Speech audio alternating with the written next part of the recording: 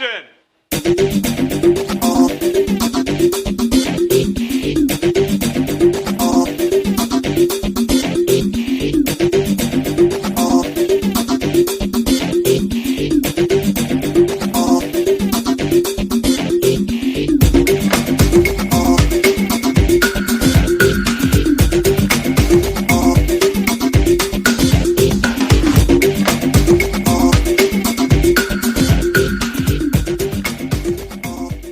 Disgust me. Grow up. Good day. Hello, everybody. Welcome to the season finale, episode 25 of What's the Script, the quintessential Scottish movie review show that you all love to watch and listen to. Isn't that right, Chris? This is very true.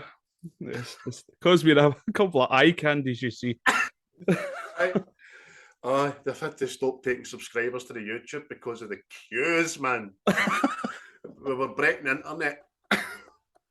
Sales of Kleenex and lubrication were going off the shelves in Boots. And all that jazz. Just had a wee private joke off camera there, which is quite funny. I don't know if we just good morning to each other just transpires into Eliza Minnelli. I don't know how, man, it happens, but big man, how are you? You've been no well, haven't you? Aye, battling a norovirus. Brief ends. Shite up my back and everything. Aye, I heard you, but it was like a scene at a dream catcher. Aye, it was not pretty. Remember that film? Oh, aye. Shite mad fucking red alien shite. Aye, well, apparently somebody came in to see me and I looked like a character you had to unlock. Skin was all grey and all that. Hello, this is Christopher, my son. He has a boiled shite. Looks like the last of the fucking toothpaste coming out of the tube. No, in fact, it looks like a tube. Squeezed. Mate, I was on the couch for 3 days. That was not good, man. No, you're rarely ill, mate. Then I watched while I was sick, I watched that film, Bridge on the River Kwai. See the people in the sick bay, I was like, my brothers! Lying on the couch, shout, medic! Aye. Which we hear a lot of in this film that we reviewed this week, season finale. We obviously put it to a poll. Christopher and I done 10 random films. We sent them to each other, and there was 2 that matched. One was Forrest Gump, and one was Private Ryan, Saving Private Ryan. And you voted in your robes over the course of 5 days, and it was a clear 3-1 on Saving Private Ryan. So 1998, mate, 24 years ago. What a film. Aye, tremendous, man. It's fucking best, probably one of the best opening scenes ever. And then obviously for this, doing a bit of research and all that on it, it didn't win Best Picture. Oh, it was. Even I seen that. Aye. What? I know, it was trumped by something fucking. Aye, obscure fucker. I don't even remember seeing it. Aye. Le poly bag floating in the wind by fucking shite. Not to France. Not to France. How are you? Hello. This is Nighthawk. The flashing knobs. all the people in Britain will get this. Nobody for America. Well, unless they watch UK Gold, or they watched UK Gold, which isn't even a thing now. Anyway, mate, Saving Private Ryan obviously starts off on the 6th of June, 1944, which is the day the Americans stormed the beaches of Normandy, wasn't it? Aye, because a wee lead up to that, it's an old man got to visit the graveyard and that with his family.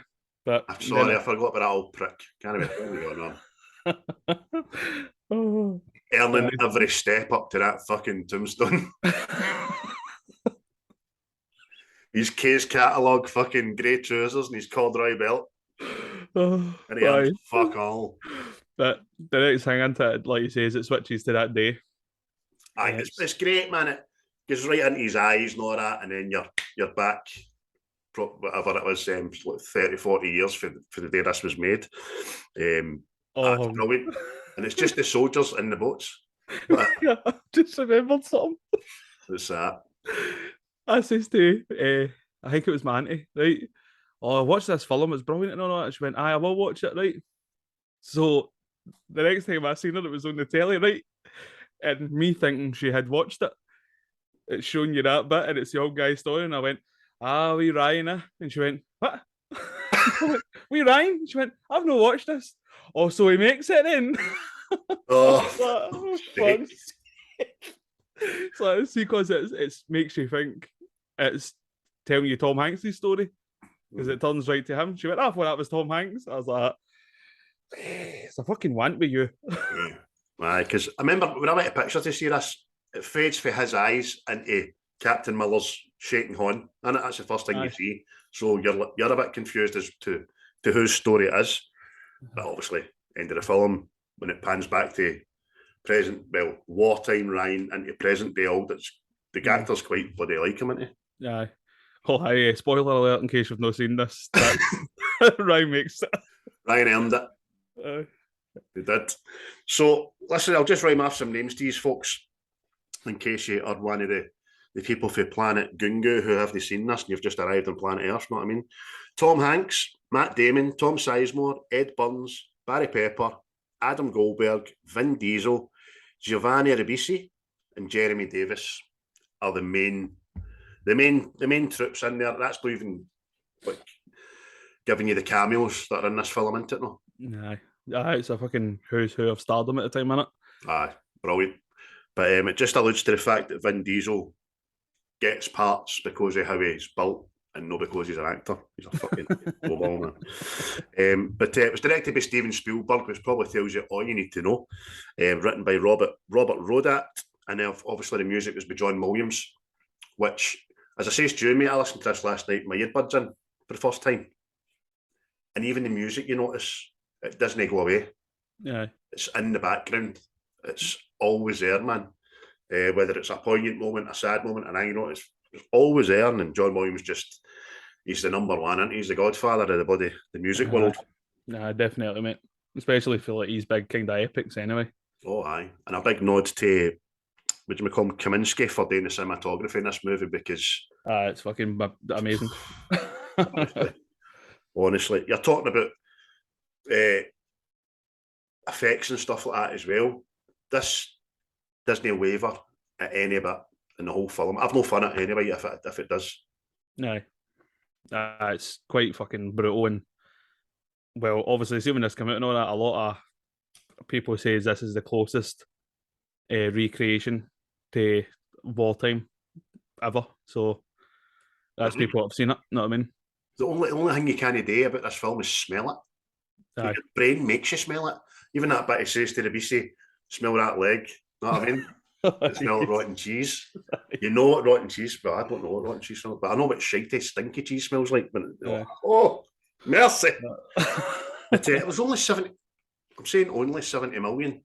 Maybe that's double that in today's 140, but made back just shy of 490. Know what I mean, at the box office. So done well. I was expecting it to be nearer the billion, but then again, it's different times and all that kind of stuff. Quarter of a century ago. Absolutely brilliant, mate. But we're in the boats. Aye, we're going to Omaha Beach. Oh, and that's what they call it anyway. Aye. And obviously it says Hanks' shaky hand has to steady with a wee drink of water. Aye.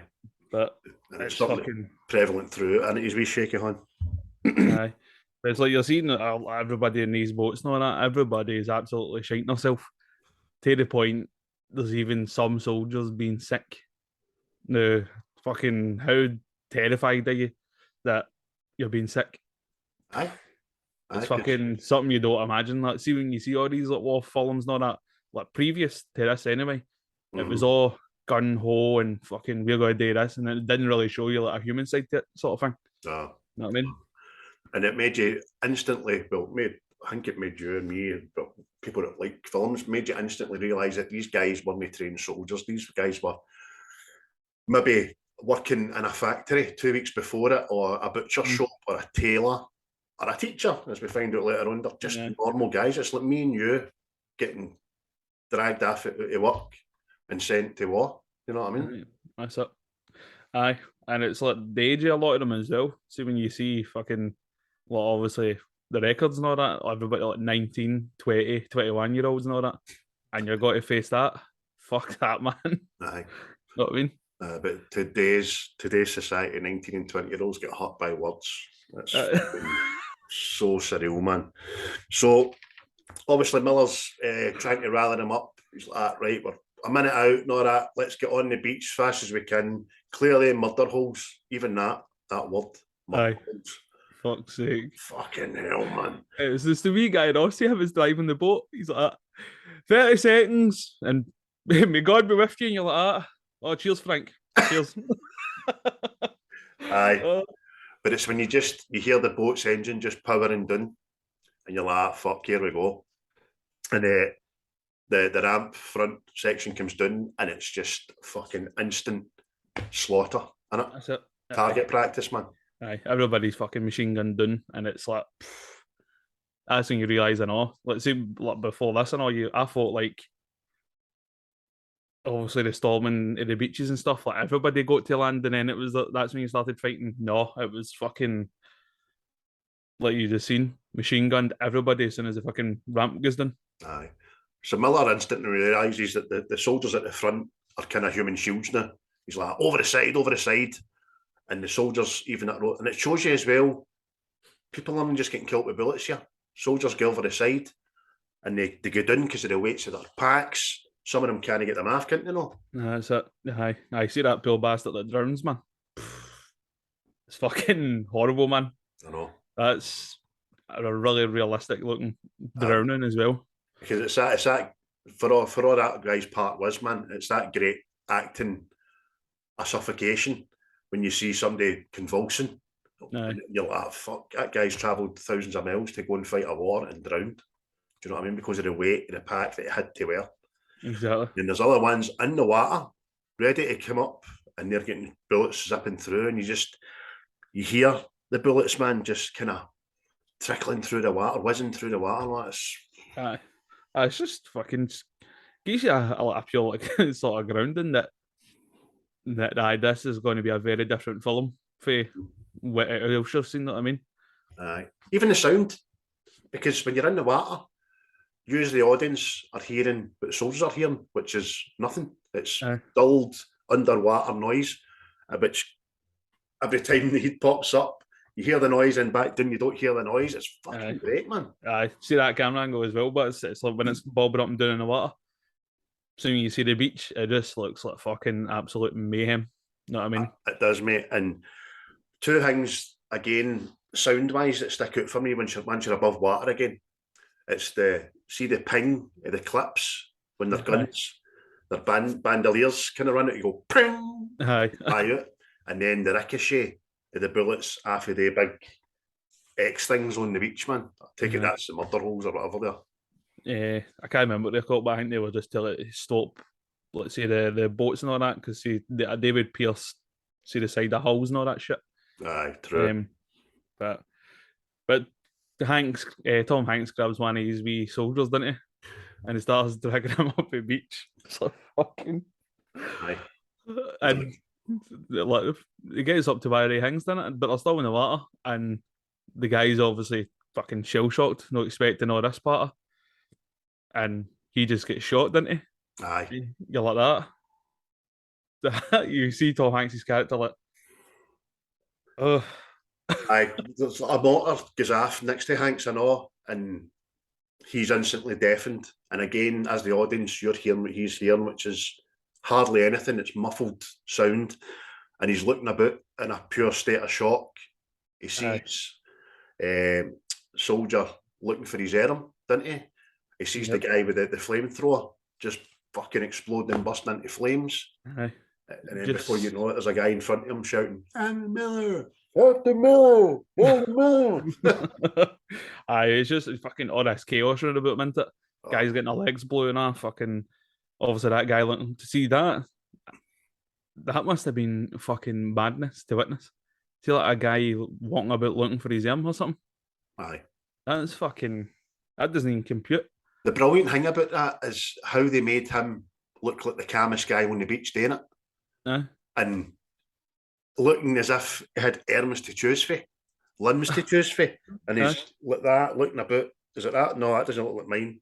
No, what I mean, and he picks one up, looks at it, and then, right, who's the leg? Who's the arm guy here? Mental man. And then it's even obviously the guys with the flamethrower and all that. You don't see it, but obviously that guy blows up because Hanks just gets blood raining down on top of him. Mm-hmm. And then obviously it's when he picks up his helmet, it's filled with seawater and blood. That's it. So It's just fucking scene out of Jaws, isn't it? Yeah. Water is just running red, and it's mental, mate. Every time I watch this, I went to see this in the pictures, really expecting to see this. Maybe I don't get just expect to see this level of fucking reality. Yeah. Because back in the day, didn't get fucking spoilers and all that shit, which was great. And I just remember, I think my mouth was open for that full fucking half an hour. Just, fuck. That's it. There's a lot of, well, assuming you're reading back this, there's a lot of it fucking, let's see, veterans and all that did go to see this and all that. I think they set up counselling things and all that for them. Oh, you'd have to. All that shit, because it just brought back, and I think there was like a historian, I can't remember his name, but he got a special screening it. And after the opening it, he says they had to stop it so he could go and recompose himself. You know what I mean? Yeah. Like, fucking. I mean, I'm just imagine being a young guy. Imagine being 19-year-old or something. You've seen all that shit. No. They weren't there that some of them didn't come back to fucking same people. Exactly, mate. Exactly. Aye, they couldn't reintegrate into society. They want them. But so once Miller gets his hearing back, he's got an officer in front of him shouting his name. What are we doing? Where are we going? Where do we go? And his first answer is anywhere but here.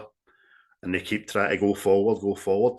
See when you see the angle for the Germans' point of view, the gun barracks.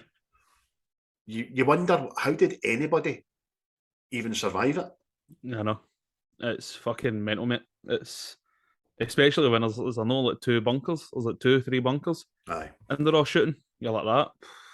But this is the old army tactics, but remember, you're talking, you're not that long away from World War One when it was right over the top, lads. Aye. Know what I mean? Aye, you were getting told you were fucking cannon fodder. Aye. You know what I mean? I was half expecting Obi-Wan to stand up in the German barracks and go, I have the high ground. Always comes Don't back try to Star Miller grabs the guy, as you say. He's like, help me, and he grabs him. Uh-huh. Then a motor goes off. He's still dragging the guy, and he looks back, and there's only half of him left, man. I know. Plus there's that, see that bit and all where the guy's lying on the beach and his fucking insides are fucking hanging out and all that. Aye, he's shouting for his mama. Aye. See him and it fucking horrible, man. But they manage to get to the first kind of ridgy bit, you know what I mean? They've got a wee bit of cover. So they've got off the main beach, they're up just hiding. That's when Miller's like fucking taking account of who's here, who's not here. He's got the guy beside them, shore party. Aye. He's like, it's the beach isn't open, talking to commander and all that, and every so often he's assessing and he's going back and talking to him. But then the next thing he rolls him head into, and his fucking face is gone. No face. No. Like that. Fucking hell, man. You see when the way he looks at that and just goes, fuck. Aye. And then he tries to dial the thing and there's a big hole in the fucking phone, man, so he can't get it. But we see Wade. Wade's the sniper, played by Barry Pepper. I really like him. He's in Green Mile as well. And just kind of make a decision to try and get Wade into a bit of clearing to take out one of the turrets, didn't they? Aye. Plus, there's the thing, me. What is it? He says, gather weapons and ammo and stuff. Aye. And you see the soldiers going round and they're just ripping the bullets off. Fucking. Aye. Take it off the wounded and dead, man. So there's like this guy lying there fucking still alive and somebody's ripping off the ammo off him and all that and just leave him. Plus, there's a bit as well. See, it's like the medics are all helping this soldiers, and the guy gets shot. One of the medics gets shot in his canteen, and it starts pushing out to the water, obviously. But then in the next thing, the water turns red, and that's when you're like, "Fuck, the medic just got shot there." You know what I mean? You're like, see, just the mad wee details. It's fucking superb, man. Because we see Wade. Wade's another one of our group, and he's a medic. And he's lying. They're trying to save this guy, and they're like, "We've stopped the bleeding. We've stopped the bleeding." And then bullets come and kill the guy anyway. And it just goes off his fucking.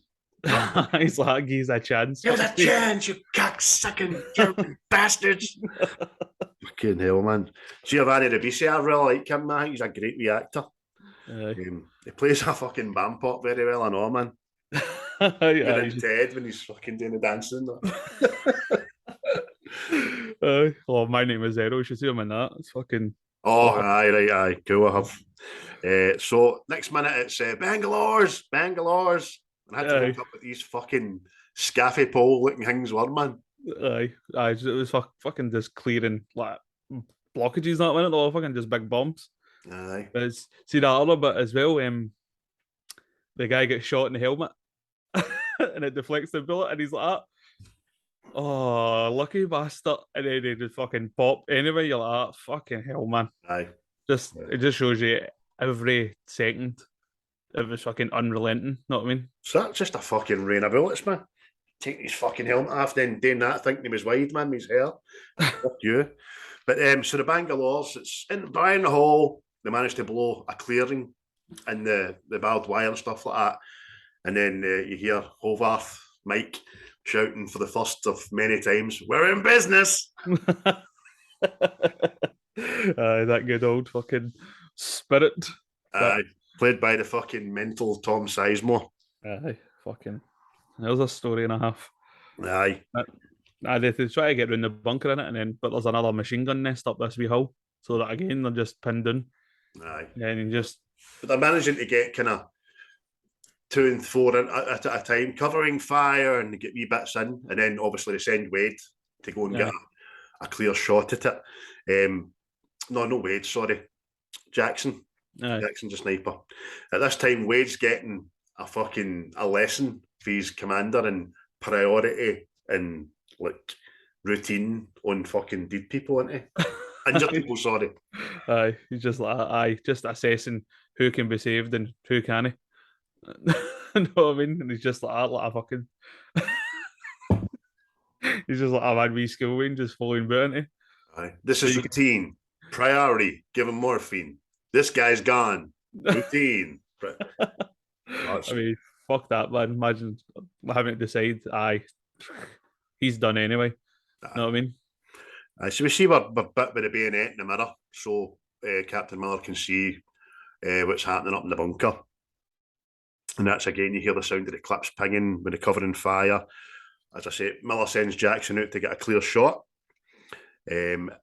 And they find out that Dog 1's exit, and that's the bit they've blown. Do you know what I mean? Aye. And they can move up the hill slowly. Aye, that's it. After the sniper shoots him, they all fucking fall out that bunker. But it's like the amount of ammo fired at that guy and all. Just fucking, it was like the fucking opening scenes of RoboCop, man. Fucking. All bullets, man. But again, it was another good shot and all, because it takes you back to the beach and stuff, and you're seeing like all the different religions. Know what I mean? Mm-hmm. So there was like Christianity and fucking they were all praying to the rain gods and all that. Know what I mean? That was the kind of fucking thing I noticed as well in the opening scene when all Ryan's at the cemetery, and you see all the crosses, and then one's a star, a David. You know what I mean? You're like, fuck, aye. It's nice that. It's well done, that. All in it together. So they're up the hill, mate. They're kind of at the Germans' level now. They're all scurrying about in their trenches and stuff. And the Americans are getting their chance now to fire on them in their trenches and stuff, aren't they? Aye, fucking Tom Hanks and his crew. They go to the big bunker, don't they? Mm-hmm. And it's a couple of Nazis get shot in the back. But I think they throw like a gas bomb or something into the big bunker. Aye, just a And kind then of flash bomb, gas bomb, and then they aye, start running out, getting picked aye. off. But then they send the big guy down with the flamethrower in it. But I see that as well. What a fucking scene that was, man. Aye. Just this big fucking thing bursting into flames. Aye, see the minute he pulls his trigger for the back end of it, the camera, as you say, switches to the front of it, and you Aye. see them fucking diving out, rolling down the hill, and the Americans, one guy shouts, don't shoot, let him burn. Aye. Ah, Aye. some Fucking- humanist stammer. And, Aye. Well, the Nazis weren't that nice, mate. No, they weren't, mate. But you see two soldiers coming out with their hands up to surrender. And that's a good bit of trivia in this that nobody realises. I didn't anyway until they're speaking Czechoslovakian. Aye. And what they're saying is, don't shoot. I'm not German, I'm a Czech. And they were named, I can't remember what they were called, but the Germans forced Czechoslovakians into working for them. Aye. They were going to kill their family and all that. So they were, help me. But Nah, that's it. Fucking nobody's gonna fuck at that point. It's like a slaughter, isn't it? aye. Because it's about to say the Germans are running through this bunker, Mm-hmm. and all the Americans and that are just up at the top, and they're just shooting fucking everybody. Aye, this Know what I time, mean? but this time Obi-Wan Kenobi's beside the Americans. I've got the high ground. Oh, Jesus. fucking hell, Jesus. man. I'm trying to make a wee bit of humour here. 'Cause it's fucking get me down. People dying and the like.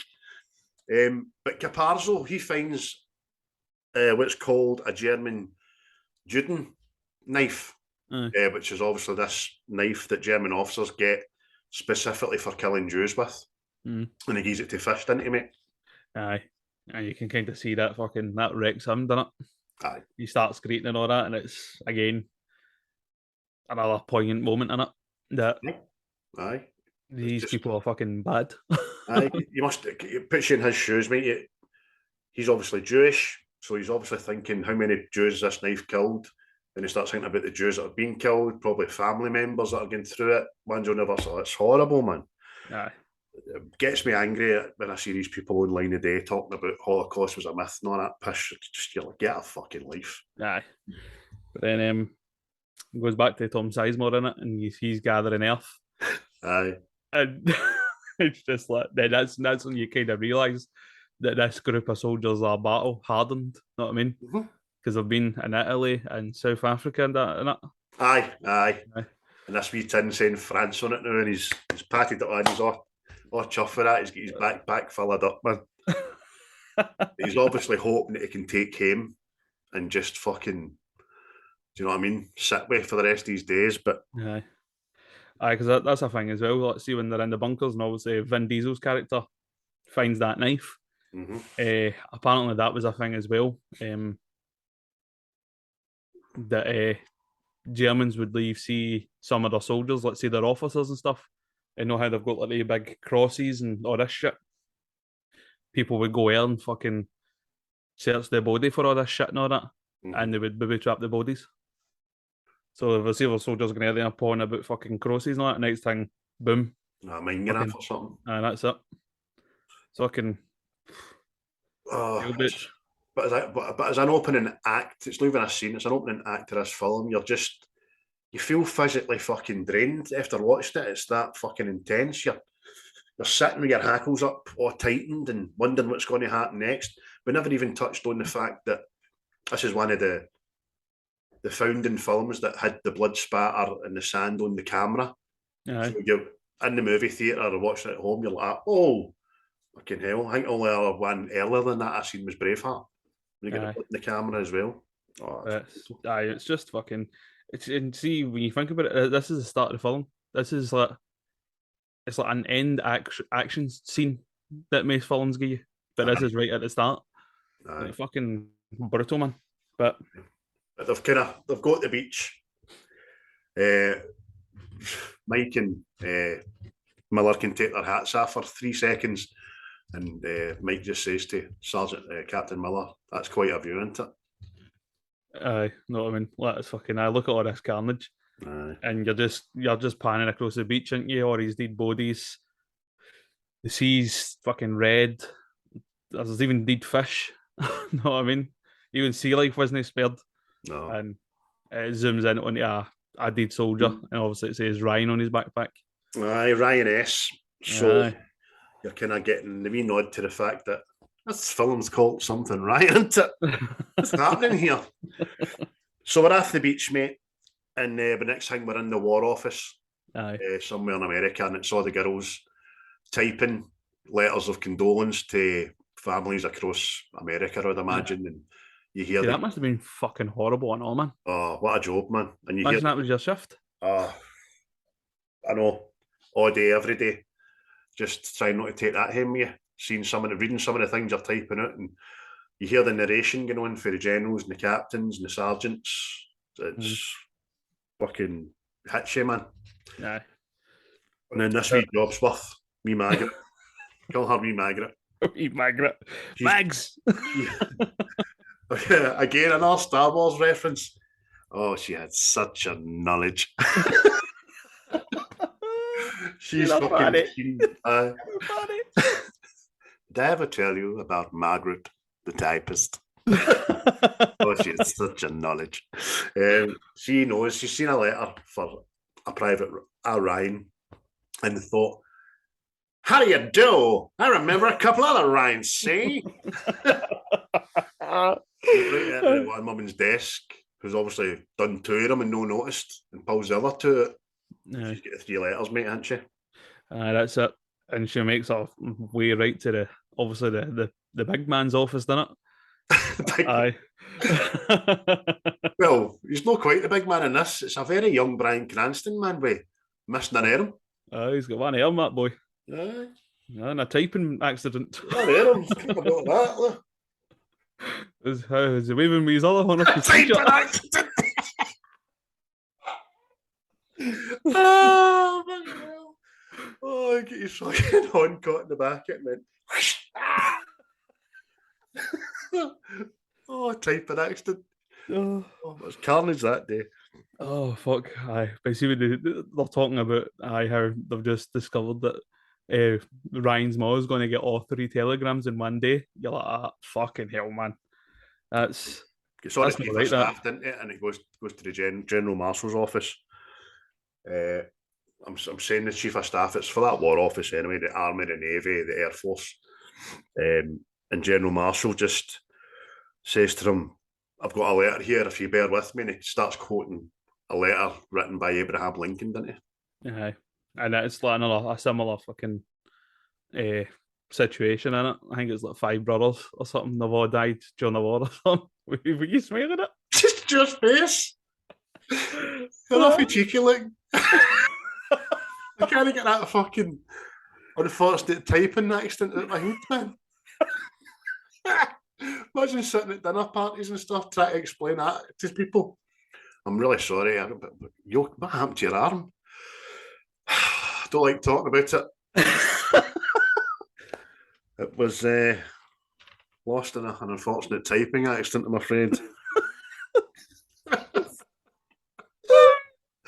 Oh, right, back in point. So, General Marshall starts quoting Lincoln, as you said, mate, in a letter he sends to a mother during the Confederate War, I'm surmising, who's lost 5 sons. So he's read that out because some of his like other generals and colonels and that are kind of questioning whether to get and rescue him. It's too much resources, it's too risky. But he finishes that letter by just saying, if that boy's alive, we're going to send someone to find him and we're going to get him the hell out of there. Right. And during that as well, you've seen this, obviously, Mother Ryan. She's seen the motor coming down her path to deliver the bad news. Aye. Yeah, a priest as well. Aye, it's the minute the priest comes out the back of the car, she collapses, didn't she? Yeah. Before she gets through her screen doors, you just see her wee corner table sitting there with the photo of the 4 brothers, all with their uniforms on and that. And all the while he's reading this letter, you're seeing Mama Ryan. Mama Ryan. Hey, Mama Ryan! No, Mama Ryan! Every time you see them, you get this like fucking lone trumpet music playing in the background.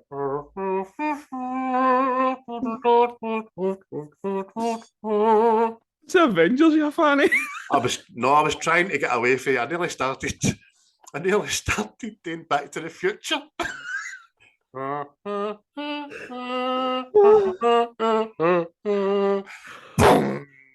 John Williams. I wonder if he gets confused. Oh, fucking hell, man. All right. I can't do it for laughing. This is shite. I'm gonna get fucking unfollowed for this. Shocking. You're making light of the war. Well, no. I'm just saying Mama Ryan quite a lot. So, next time we get back to the beach area, Captain Miller's just kind of checking in with his superior officer, whose name I forgot to write down as well. Another famous American actor who was in Crime Story and all that. Yep. I always remember him for Snatch. Snatch, aye. Yeah. Aye. Captain Miller's looking about into, and he's seeing a guy shaving with hot water, another guy drinking hot coffee and fucking the sandwiches and all that, and he's like, "Oh, my boys aren't getting any of this." Aye. You know what I mean? But he doesn't say nothing. He just notices. All right for you bastards, you know what I mean? Yeah. So his officer says it was a tough assignment. That's why you got it. Yes, sir. Mike, I've got another one for you. You can only imagine how he felt when he heard that. You know what I mean? What the fuck I didn't know. Aye, definitely, man. It kind of makes you think it's like they're fucking some sort of elite commando force. Know what I mean? But they're just ordinary guys. Know what I mean? Mm-hmm. Gave a gun and a fucking helmet. Exactly, mate. Exactly. But he gets his orders. Obviously, goes back to find out who's left out his squadron and have a wee bit of banter. They find out that he's talking to Mike, and Mike tells him that the two guys that speak French and German are both dead. So he has to go to the department where you get somebody that speaks fucking languages. So sort of walking around Asda. Oh, I think I'll have a wee translator there. Aye. And he goes in and he finds Upham. Aye. The most nervous. How the fuck did he get there? Know what I mean?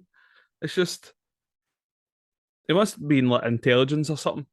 Just this department's obviously reporting back on what's happening, and that's how they think the duration of their war's going to be.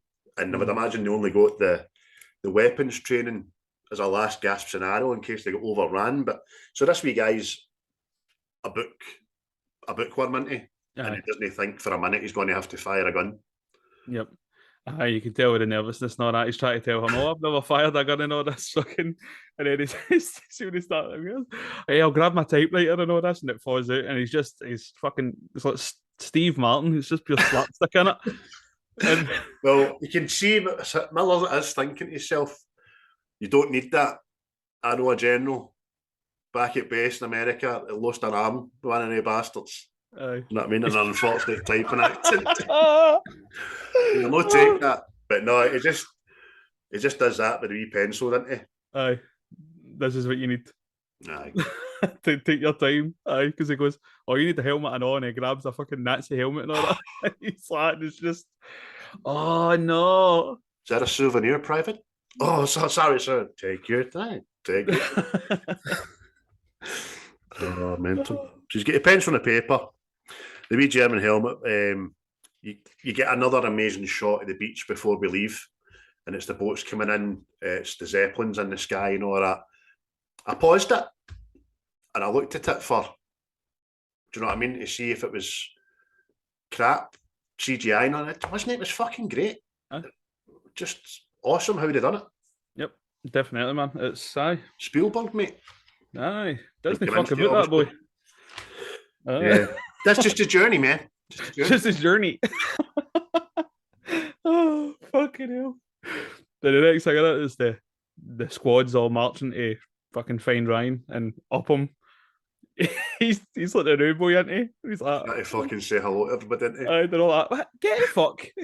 You fucking footpad, you." Fish. You have a touch with those fucking little red fingers again, I'll fucking blow your head off. And Capazzo and all, man. There's Vin Diesel It'd be better off just saying I am Groot and everything he fucking does. He's like, fucking, hey, get away from me. And don't be saluting the captain. Every time you salute the captain, the Germans know he's an officer, especially when I'm standing beside him. Oh, and it's just fucking It's meanwhile, what's his name? Private fucking something. Can't remember his name, but he's moaning about the mission. He's like, Or Abisi. I can't, might have been. He's like, I don't. What's this point in sending all us guys just for one guy? You know what I mean? It's just Ed Burns, man, he's quite good. Always think he always reminds me of Baldwin brother for some reason. I don't just does. The funny thing about Upham trying to make friends, right, is Wade gives him a wee olive branch and says, "What's the book you're reading?" And he says, "Whatever the book is." And then he says it's about brotherhood. aye. Nobody wants to fucking know him. I know, they're all fucking laughing. Oh. I can't remember if he's reading or he's writing a book or something. But it's like, he's like, it's about the fucking the brotherhood and the army and all that, and they're all like, listen to this cunt. There's not a reason why there's that to do or die. You know what I mean? And it's then he realises that Captain Miller is an educated guy because he knows it. You know what I mean? Exactly. What he's talking about. Fish alludes to the word fubar for the first time. So that's German, and we Upom being a hungry. I translate that. Oh, I've never heard that before. But as you brilliant, mate. As you say, Ribisi is moaning like fuck. But Miller quite calmly and all that says, "Do you moan, Captain?" He said, "Yeah, I moan, but I don't moan to you. I moan up the way. That's how it goes, the chain of command." And he says, "Well, just for talking sake, Captain, if there was a general here, what would you say to him? How would you moan to him?" "I would say to him, this is an excellent mission. One I'll give my best efforts for." Aye, and it's everybody all smiles and all that. And everybody turns into Robert De Niro goes, yo.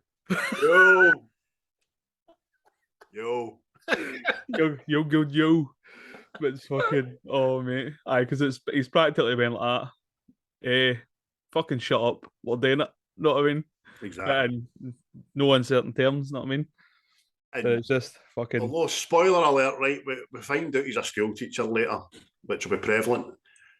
All his behaviour, all his answers, all his patience, even with Upham when he drops the typewriter and stuff, he's dead calm and take your time. Just fucking teaching it. He just teaches him like Wayne's, man. That's it. But you kind of see Upham like smiling and all because see when they belittled him, we talking about the brotherhood and all that there. You can clearly see it. Know what I mean? Among the guys. So I think that's what he smells it. It's a lot of shit, is it? Exactly. So then we starts pushing her in, mate. See the way they done that and all, but you just hear the gunshots and all that, and it's just fucking amazing, man. Brain hitting puddles is like mortars, shells, and bullets. It's fucking. You can't say enough about how well this film was put together, mate. Honest to God. Aye. But they arrive upon a wee bombed town, didn't they? Aye. Oh, it's fucking decimated. And we bump into our man. Is it Paul Giamatti? Is that how you say his name? Aye. Oh, mate, I've got a lot of time for that guy. He's a brilliant actor. And it's about fucking 5 stone ago. I know he's kind of trim looking, but he's funny. He's a funny wee guy, you know that. Aye. Did you ever watch Millions? Aye. We hang. Deamon Lewis. Is that's his name? That part he plays in that, man. Aye. He's the best lawyer in criminal justice system, but he's a fucking S&M fetish and all. Which his wife in that's fucking pretty hot as well. Yeah. But they get there and start talking to him. All the while you can hear in the background the tannoy. Sieg Minster Heil von Stinking Voller Sing Hon. Statue of Liberty's kaput. Aye, he's like, oh, that's my moral officer for the town, you see. It's our friendly neighbourhood morale officer. So, they hear a family in a kind of bombed out building shouting for help. Caparzo at this time, he's just fucking, he finds an upturned cart of apples, but they're rotten apples, and he's trying to find a fucking bit out of one, isn't he? Aye. And because the Germans have split the American forces in two. Mm-hmm. There's a force there the other side of town, and obviously with this wee force. So they've been utilising runners to get messages. And they send a wee runner out and he gets gunned down into it. Aye. But Because instead they're they- sending one for to find Aye. Ryan and all. Aye. So, but they keep shooting him up in it in case he's still alive and he's got the message. And that reminds me of another film. I think it's Full Metal Jacket they do it. The sniper keeps shooting the guy and all that to draw more people out and stuff. Right. But Don't remember it, but I've not Yeah. seen it in a million years, mate. I need to watch that actually. So the next thing they start manoeuvring through this wee tune into it. And it's just It's quite funny, Giamatti. He's getting from bit to bit and he goes, I've got fucking anchors like an old lady. oh fucking but that's when they hear the wee French family into it. Aye. And they're asking them to take the children and all this. And fucking look you, that's the fucking wrong fucking thing. What? Take the children! Take the children!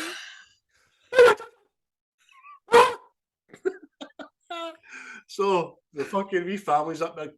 I don't know what I don't speak French, not I mean. S'il vous plaît! S'il vous plaît! Please. But Oh, that's in the- London, Sival's Platt, Rodney. But Capazzo's, he's got a soft touch. There's a wee lassie up there. He climbs up the rubble and wants to take the wee girl down. He's getting told all the while, ordered by Miller and Mike, leave her alone. Do not take that girl. Put her back. Get down for her, ain't he? Aye, saying she reminds me of my niece and all that shit. And it's like, well, tough shit. What did you say, Capazzo? I am Groot. But the next thing, Muller takes the wee lassie off him and you follow fucking orders sort of thing. That's when you kind of first see Captain Miller's fucking aggressive side. But Yes. no sooner, Groot gets fucking shot. The way they do that as well was kind of smart because there's a piano in the street and he falls onto it. So it kind of plays a part of like a fucking dramatic thing has happened. Listen, you took the words right out of my mouth, mate. That's exactly what I've written down. The exact same. You're spot on. It is. It's like a dramatic, oh my fuck, piano moment. Yeah. And it is. Because he's just shot from nowhere. Jackson makes a sniper's observation by saying he hit the ground before we heard the shot. So he knows there's a fucking sniper. Yep. And he looks up at the bell tower. He says, that's where I'd be. So he knows instantly where the guy is, doesn't he? Aye. So- All the way, poor Vin Diesel is lying there fucking bleeding out. God, I can stand up. I can stand up for that fucking. Aye. Help me, I can walk. Help me, I can walk. Aye. Obviously, I he know. can. Aye. And all the guys are just having to sit and watch their mate die. Know what I mean? Aye. In the middle. Especially Fish, because Fish seems to be his best pal. Aye. Because he's shouting Fish by name, and Fish is like, stay here, and looking about, but he doesn't want to look at him. Aye. Doesn't want to, you know what I mean? It's again, it's a fucking tense moment because you don't know if he's going to make it. The sniper's going to just take another fucking liberty when he's done. Aye. No. But it cuts to the Nazi sniper in it, and he's sitting in his wee bell tower, and he's just having a wee look about, know what I mean, through his wee scope, seeing who Vin Diesel's pointing to and talking to and stuff. Aye. And obviously, Capazzo, he's whipping out his letter. This is a letter I wrote for my dad and all that. He's got blood on it. Aye. Last thing he says, man. Fucking see before Jackson fucking ventures out to his wee place a fucking snipery. Sniper is that technical term there? I wouldn't venture too far out there, gentlemen. This guy's got talent. But again, cuts back to the Nazi looking down his scope in it. And he's looking about and he eventually just sees Jackson. But before then, it's too late. And then fucking Jackson shoots him right through the scope. Oh, Right in the fucking eyeball. absolutely amazing shot. Especially for the journalist's point of view, because he sees the flash before the fucking impact, obviously. Do you know what I mean? And he just recoils back and it gives you a right good couple of seconds of him. He's fucking hole where his eye should be in it. Aye. Apparently that was a nod to something that actually happened, but it happened in the Vietnam War or something with some soldier. Right. So, but as the sniper took Kerry and they go to get Capazzo, but he's no longer with us. Too late, mate. As Too late. John Cleese says, he has ceased to be. 'Tis but a scratch. But fucking, obviously, when she's died and stuff, Miller just says in a forceful manner, that's why we don't take children. Do you know what I mean? And he's right. It was totally fucking vindicated, and that's why he's angry, because he knows he was fucking right, but the guy didn't listen. And that's where I suppose an empathetic heart got you during the war. Try to do something good. Nobody, the other side don't care what you're trying to fucking do. Exactly, mate. Just fucking machine use. But he takes his dog tags, didn't he? And the medic takes his letter. No fish, which I thought was kind of fucking. Aye. Exactly. Again, I liked with the best pal thing, no wanting to look at him. And he never took his letter. Aye, it was pretty pish, mate. Didn't notice that. But Wade, he's a good cunt. I like him. He's a good egg, that boy. He's good people.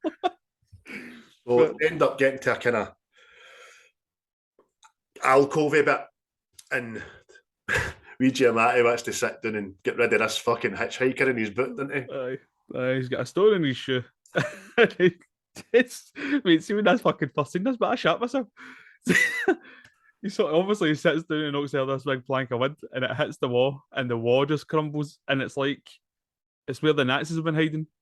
It's like where their command is, sort of thing, innit? And it's just you're like, oh fuck. That bit in fucking The Last Crusade. If you take away the fireplace and replace it with a wall coming down, it's the exact same. Just reveals all these Germans at a wee command centre with fucking communications and stuff.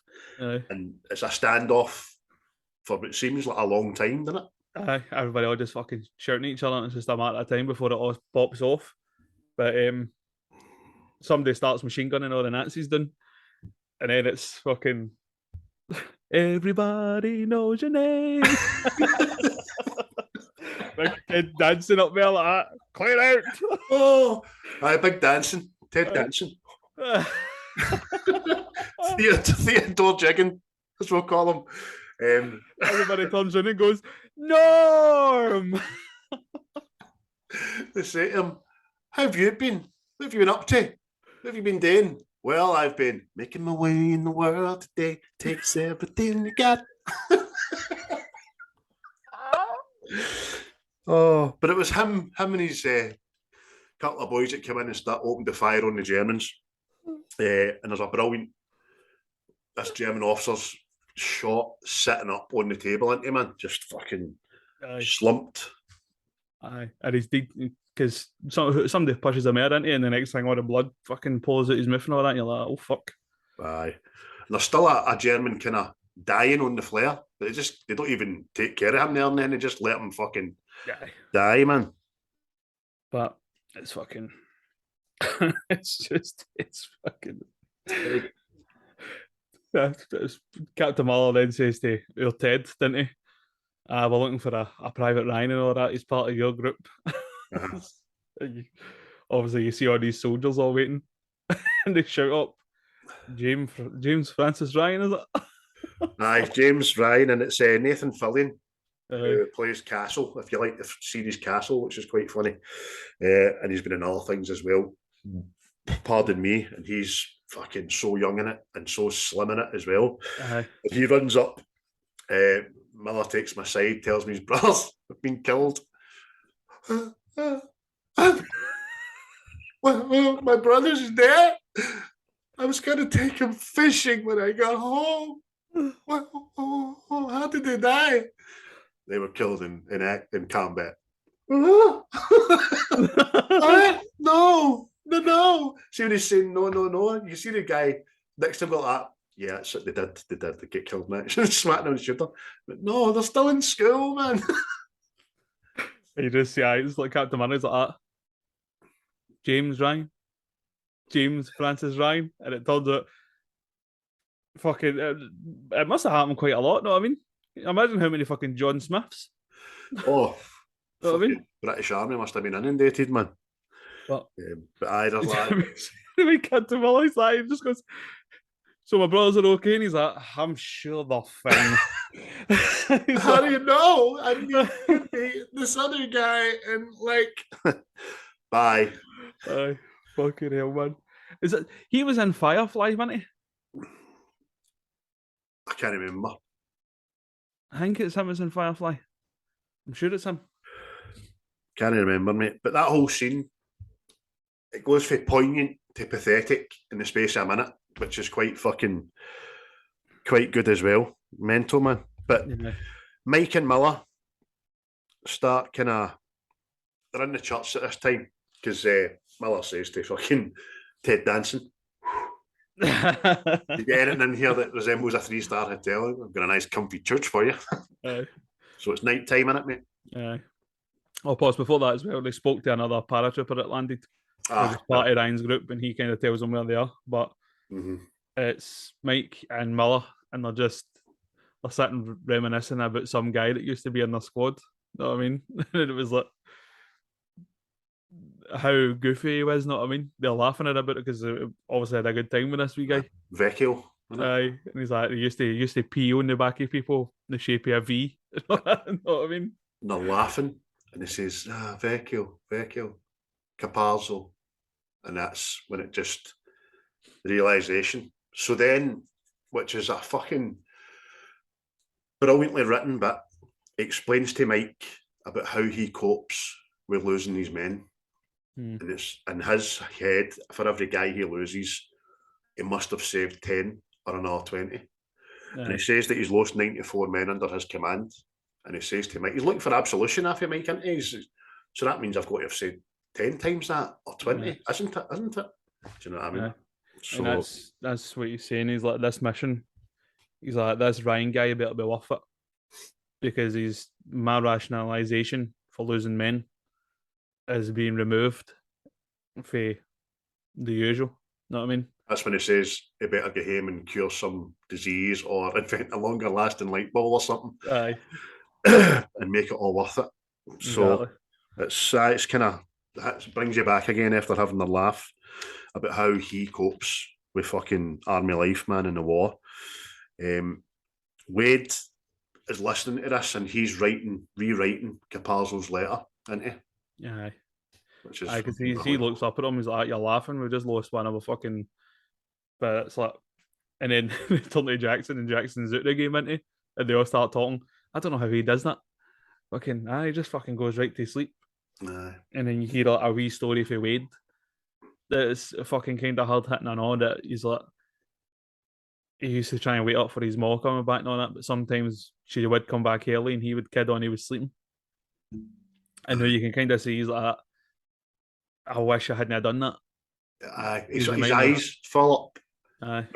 I'll no fucking lie, my eyes fill up with him, you know what I mean? Because he's like, he says, I don't know why I did that. Because at that minute, you know, he's thinking, I might never get to speak to my mum again. And I batted away opportunities like that.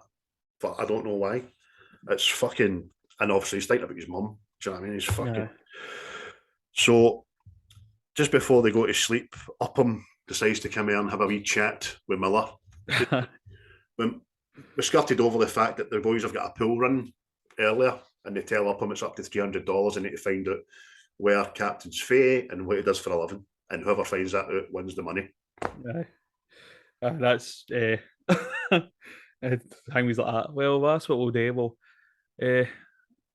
We'll split the money, and I'll tell you the information and all that. And he's like, oh, why do we not wait till it's like 1,000? And he went, might not live that long up him. He's like, 500, yeah. Get some sleep. Yes. The only thing Upham's no doing is fucking touching his face. I mean, it's pure admiration for him because he quotes Tennyson or Edison, and Upham's like, you know Edison? Do you know what I mean? Again, you're an educated fellow. He goes, I know some. But he's got a right fucking a man love for the old Cap. But the next time it's like the night scene, isn't it? And they're just walking across country, and you're just seeing these bombs going off in the background, and it's just illuminating the outline of the soldiers walking through this field. Brilliant. Again, it's just fucking just a silhouette of war in it, man. And then it's the next morning, isn't it, really? And they come across all these injured airborne soldiers. It's like a fucking kind of just like a field of field of injured and lost in it. It's there's crashed planes all around about and all that. Must have been where the airborne mission fucked up for some reason.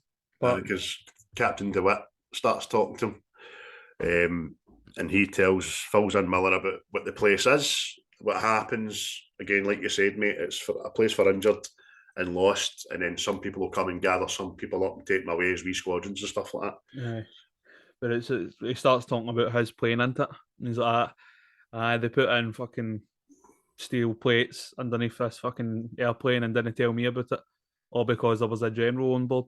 Mm-hmm. He's like, what was it, like 25 people, 21 people did, and it's all for one general. Aye. So, because Miller says to him, for one general, and that wee guy just comes back and goes, one man.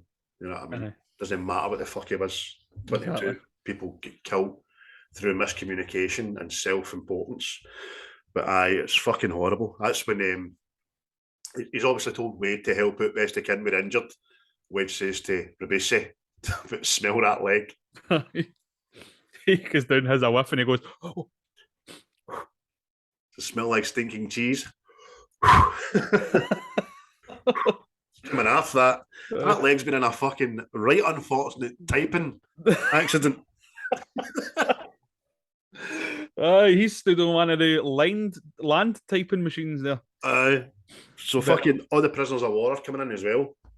And Fisher's out there like, Uni. Juden. You know what that means? Juden. Which is obviously German for Jew. That soldier gives Muller a bag of dog tags, didn't he? And he's like, I go and search through these. And again, it was like a kind of fucking another moment. It was like they're searching, looking through all these airborne soldiers that have died, all their dog tags, while the surviving airborne troops are marching by them. You know what I mean? For that minute, they collectively all forget that the dog tags symbolise a dead body, didn't they? They make it a game. Looking through the dog tags and having a laugh for them. And it's like they're desensitised to fucking just death, you know what I mean? There's a dog tag with a fucking hole right through it. Well, I guess they're no bulletproof. I guess not. But Wade hears it then, didn't he? Again. He comes in, he's like, what the fuck are you doing? You know what I mean? That's all the airborne fucking marching by, and you're reading out all their pals, these fucking dog tags. Aye. And it's like, fucking light bulb moment. Imagine you're one of them coming in. Aye. And the first thing you think is that I'm going to be thought about. If I gave my life for my country, I'm going to be just a laugh and a pile of dog tags. Exactly. Horrible, man. But Miller, he knows he's fucked up. He's doing the wrong thing. Then he just takes umbrage and goes, maybe we should just do it the old-fashioned way. Let's just fucking... He starts asking people in French and starts shouting, Ryan! James Ryan! And it's they bring my man for Sons of Anarchy done. Big Opie! Aye. There's fucking wee Opie in this. Aye, fucking no beard and everything. But he's recognisable. Aye. It was IMBD, I always get that wrong. IMBD that I looked at, and I seen his recent photo, and I was like, that's fucking he in this. Do you know who else is in it? And I never noticed him. The guy that plays Moriarty in BBC's Sherlock, the wee Irish guy, plays James Moriarty. Wee guy with black hair and that. He's in this somewhere, but I don't know where. There you go. That's fucking useless, isn't it? It would have helped if I'd watched that Sherlock, but did you know? Oh, you're missing out, mate. Fucking tremendous. Yeah. What does Big Opie say, mate? He's like, you're going to need to talk very loudly. A German grenade went off at the side of my head, and I can't hear anything. And you see him, his ears fucking looks like it's been a typing accident. Must have been too close to the clicks, the clacks. But he tells him, doesn't he? He's like, do you know James Francis Ryan? And he does, and he tells them where they are. He says they were going to some wee town called Ramel. And that's it. Fucking the chase is on. That guy I was talking about, mate. Don't know, mate. Andrew Scott's his name. He was in a Bond, I know. He was in Spectre. He was a bad guy in Spectre. I do recognise him, but I don't know where he is in this. But But aye, Ramel. Ramel, is it? Aye, Rommel, I've got somewhere to go. known for its rimming, you see. Mm-hmm. But, So, Captain Miller starts talking to him, doesn't he? He's whipped out this map and he's holding the compass with his shaky horn. And then that's when all the squad sees, like, oh, we're fearless leader. aye, He's fucking human after all. I know. It's funny to think in this day and age, showing your weaknesses is considered strength, but just know then. That's why I'll get to that bit shortly anyway, but other signs of weakness you have to be hidden. Do you know what I mean? But so they make way for Ramel. Before we know it, they're going through like an open field, isn't they, mate? Yeah. And they come across this. I don't know what that is. It's like a radar. Aye, whatever the fuck it is, but it's now a Nazi fucking gun nest that they use to ambush companies. So, Captain Miller, he's not going to walk by this. That's his duty as a soldier. We need to take this. But the general consensus for all the rest of the squad is we don't need to take the risk. Aye. You know what I mean? We can go by this. We can get around this and still do our mission. But again, Miller says, and leave it for the next company to come through and get fucking slaughtered, because the first thing to happen upon is a dead squadron, innit? Yeah. Which alerts them to the fact there's some shit here. Let's fucking clear it out. Nobody agrees with him, but he just orders them. We're there to the fact that I'll go through the middle. I mean, I'll take point. Jackson, you go on the right. Who's going left? And nobody fucking answers him.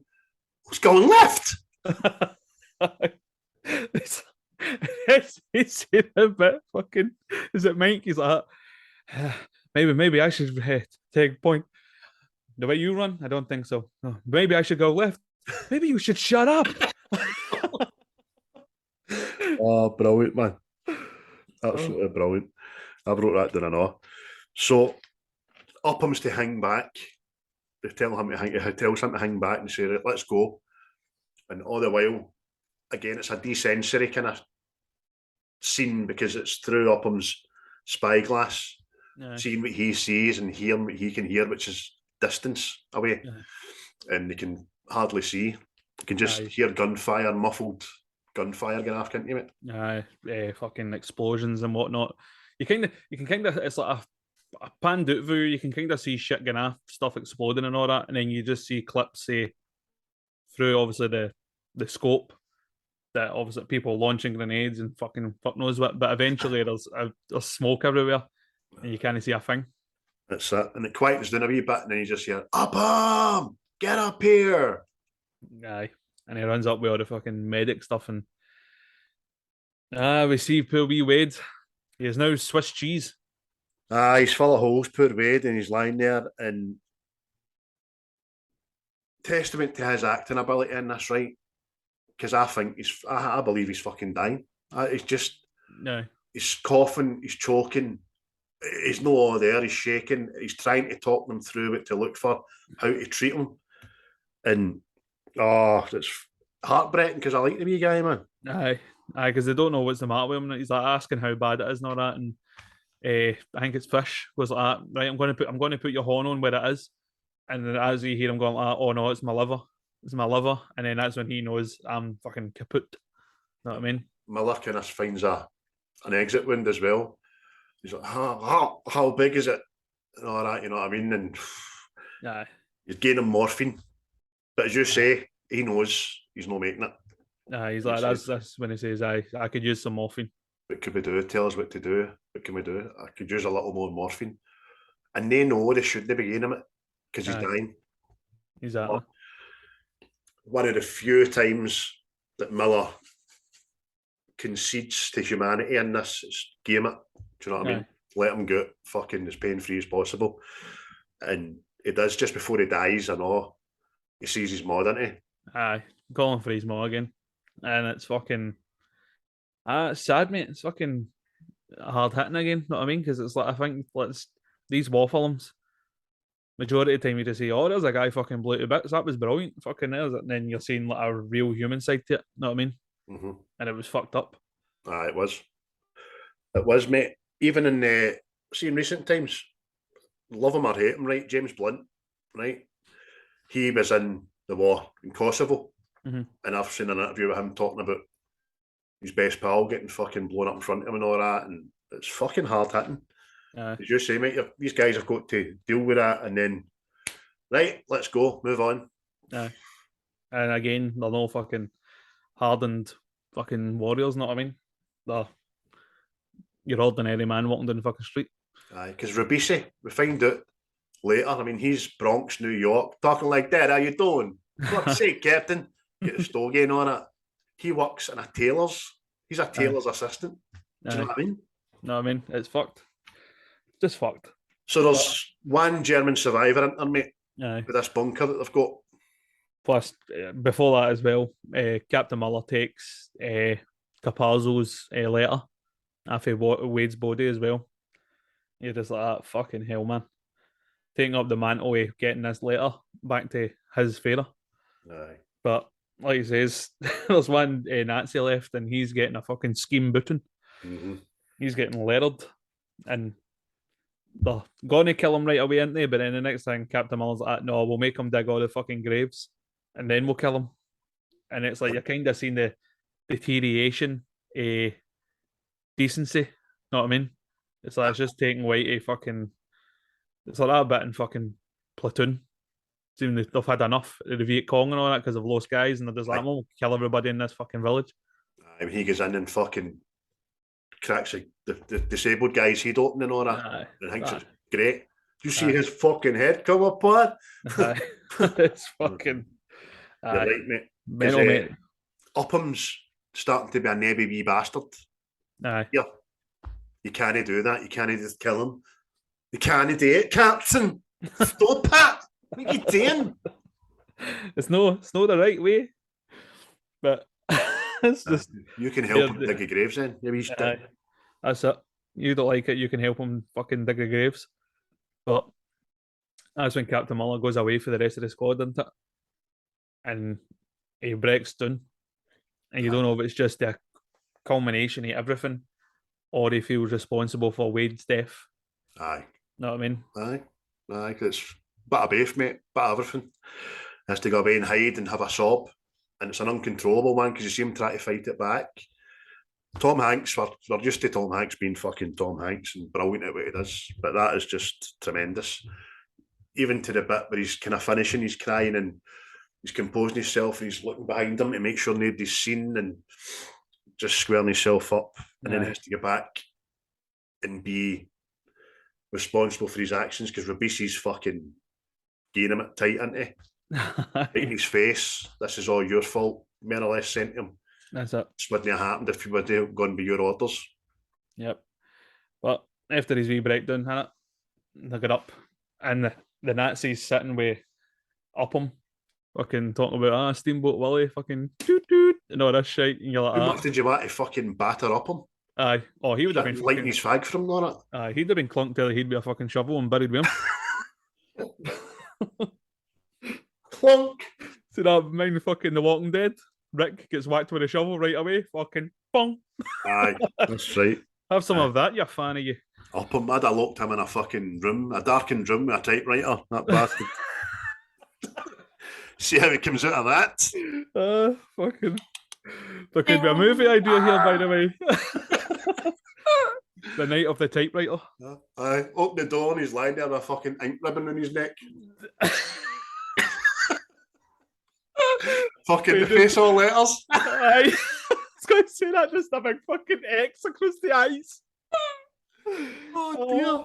Oh man, he get fucking viled to death, that boy. So Miller gets the German guy up at the grave and he blindfolds him, tells him to march 1,000 paces and get himself in, didn't he?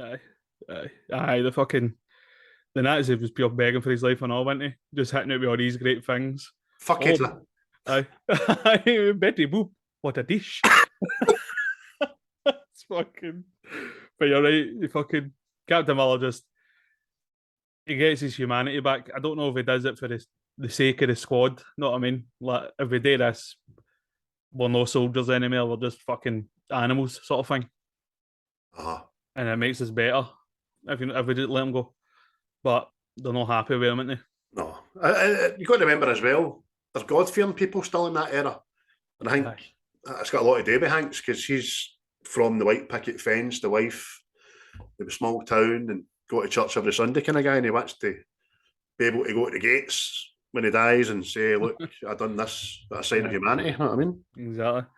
But, you get Mike arguing with Hangman, didn't you?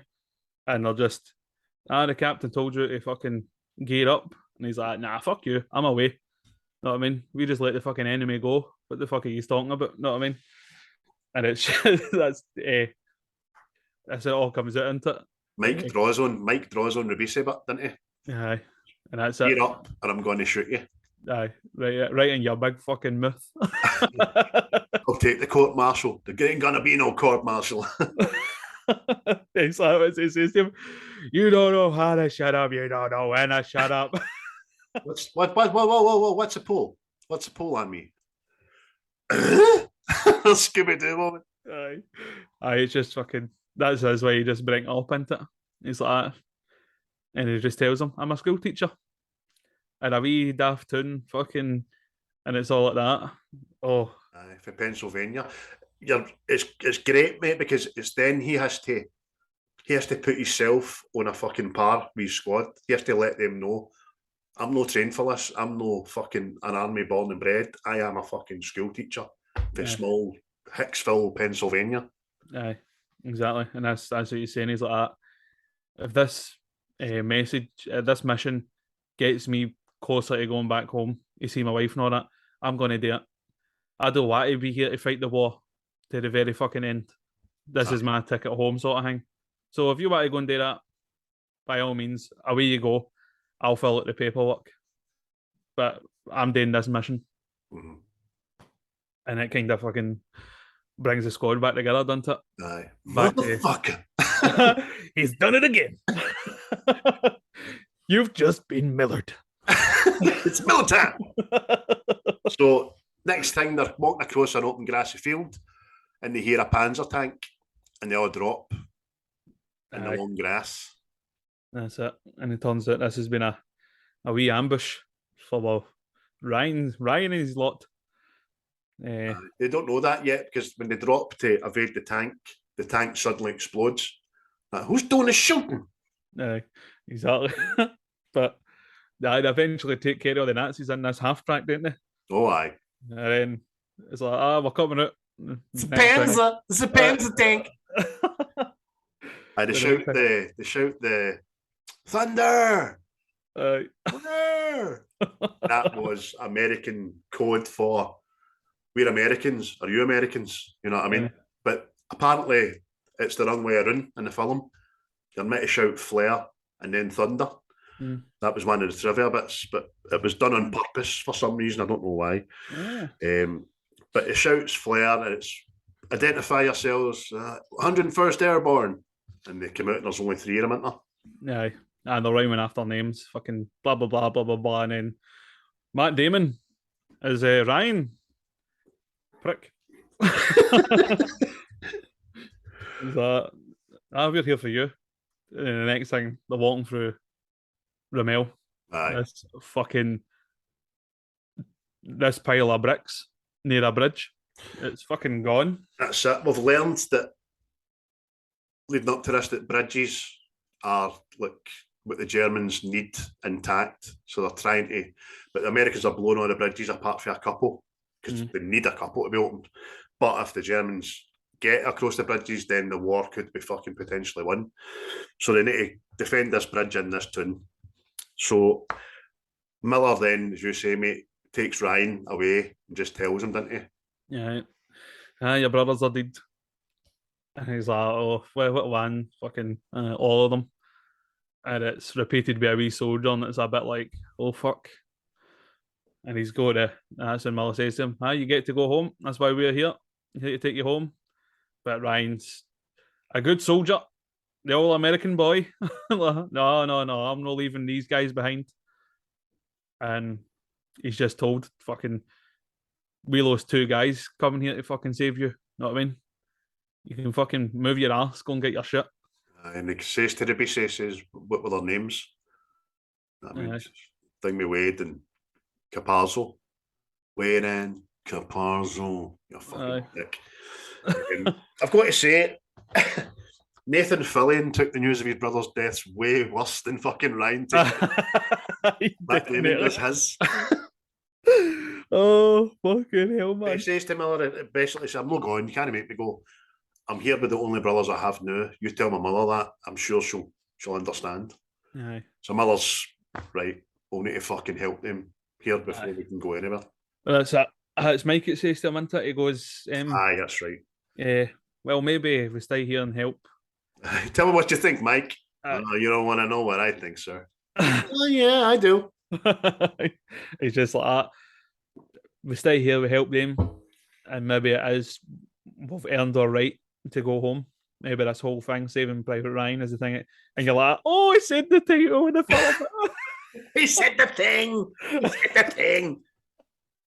It's like Peter Griffin in the cinema when they say it. Yeah.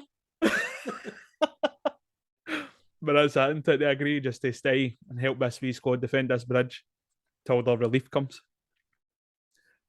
So it's then an itinerary of what their arsenal is, what ammo they've got, which isn't a lot in it, no. Nah. Because they know that they're going to come through here with tanks and stuff, into it. And they're talking like, we're not going to be able to defend against these tanks because we've only got these like pea shooters, really. Right. That's when Captain Muller tells them, we could just make sticky bombs. And they all laugh like, You're making that up? Aye, have you been into that napalm again, Mike? But he's like, no, he rhymes it off and tells them how to do it, all that, the manual. And it's it's like a montage of them, isn't it? Prepping for fucking battle. Aye, the only thing it's missing is the fucking A-Team music. The A-Team always used to get locked in a fucking shed with power tools and vehicles and stuff.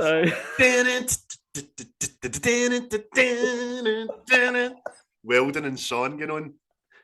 So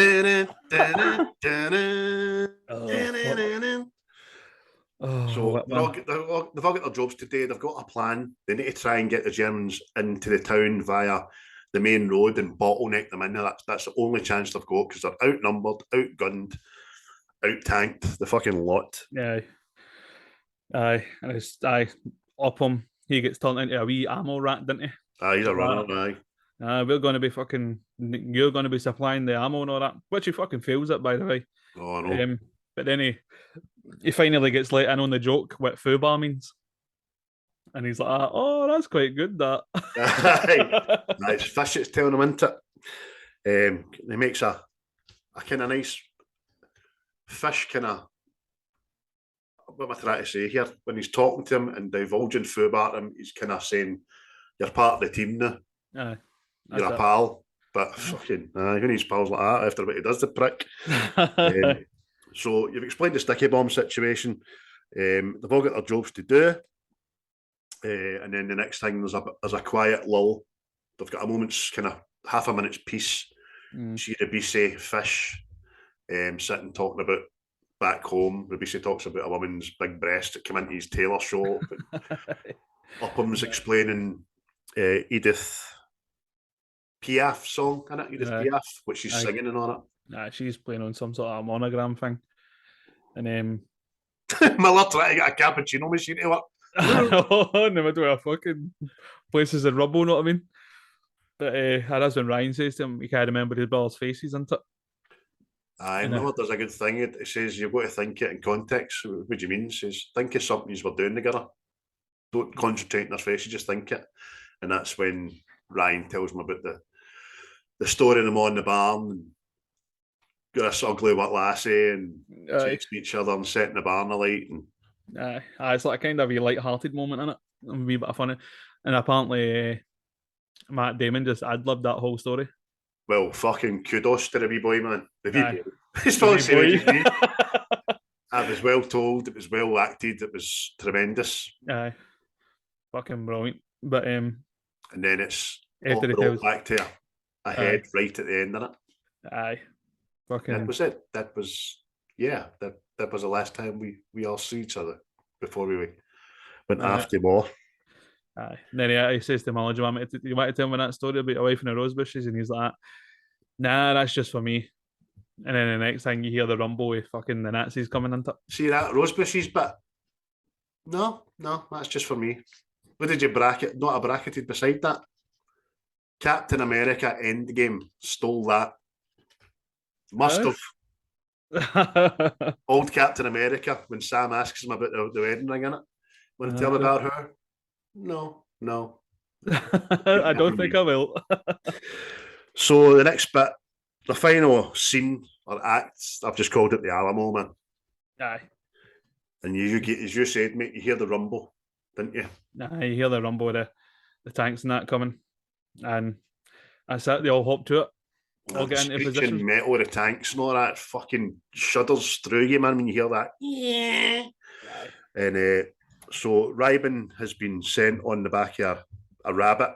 He has the rabbit to try and draw in the Germans down this street, isn't he? Aye, that's it. Aye, they have to bait them into it. And it's just, they're all sitting fucking in their wee positions and all that. Jackson's in the tower, Upham's got all the ammo. Aye.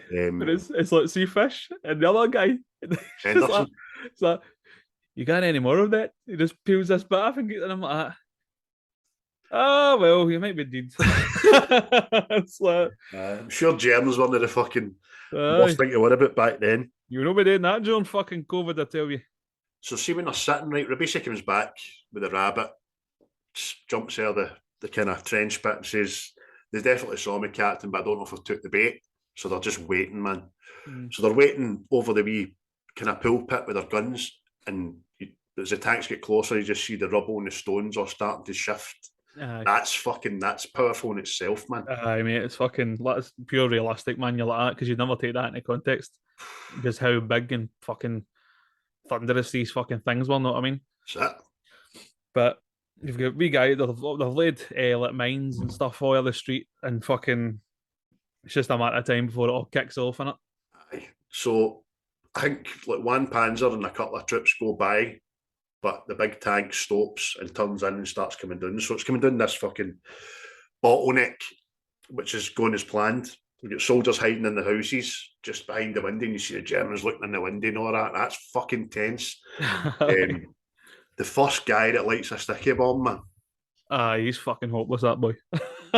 Takes far too long, doesn't he? Aye, because the first wee guy, he pushes the plunger in and it fucking blows up these mines they've laid in the street. And then it's just a fucking gun battle, fucking chaos. Aye. And then, like we were talking about there, your man with a sticky bomb, he lights it.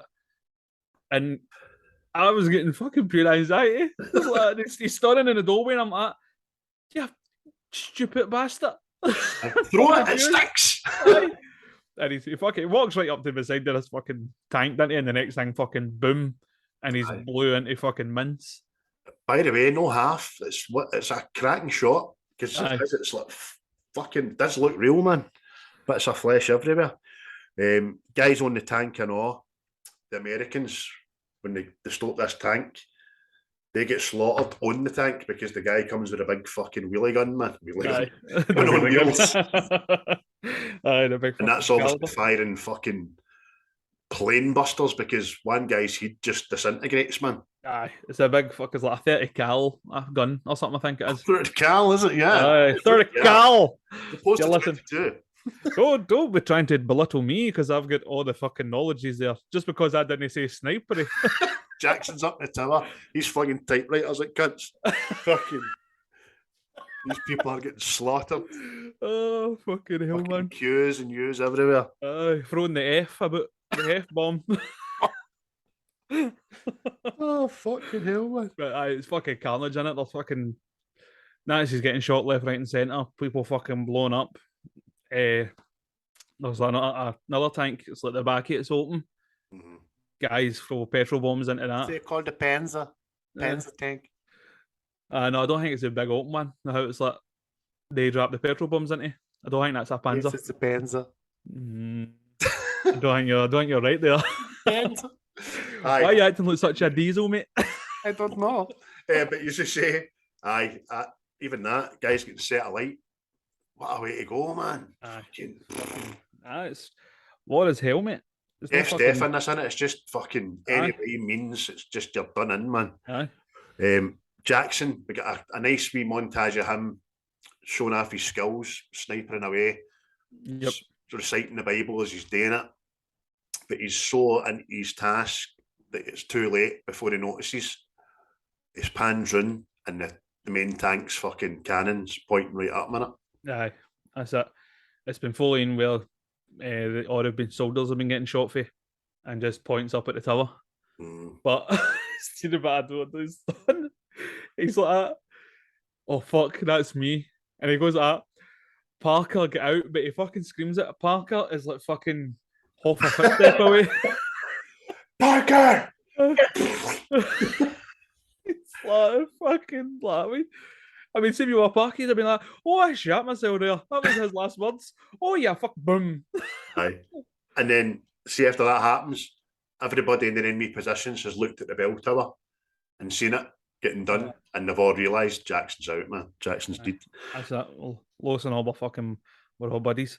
So Upham's on a fucking ammo run when all this is gone, and he